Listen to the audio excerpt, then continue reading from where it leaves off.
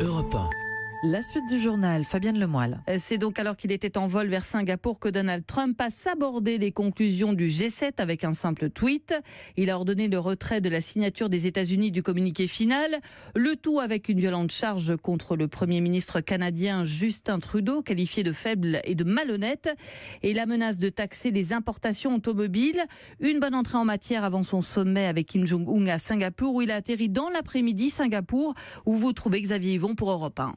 Oui, tout comme les deux dirigeants. Kim Jong-un est arrivé en premier cet après-midi avec l'un de ses avions d'époque soviétique, suivi quelques heures plus tard par Donald Trump, qui est descendu d'Air Force One en provenance du Canada, d'où avant de partir, il a résumé, dans son style à lui, ce qu'il venait faire à Singapour. I'll be on a mission of peace and we will carry in. C'est une mission pour la paix.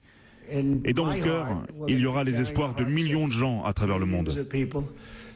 People from all over the world. We have to get. Il faut obtenir la dénucléarisation. Il faut avancer. C'est un truc super et on verra bien ce qui se passe.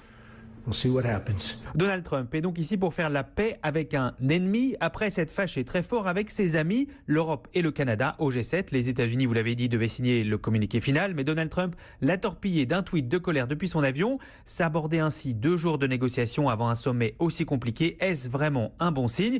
Eh bien justement, rétorque un conseiller Maison-Blanche, ce tweet, c'est une manière de ne pas montrer de faiblesse avant la rencontre historique prévue donc mardi, ici dans un complexe hôtelier de luxe. En attendant, les deux dirigeants qui s'insultaient il y a encore quelques mois se menaçaient de guerre nucléaire, eh bien vont passer la nuit dans leurs hôtels à quelques minutes de distance à pied. Ils n'ont jamais été aussi proches, au moins géographiquement. Merci beaucoup Xavier Yvon, envoyé spécial d'Europe 1 à Singapour.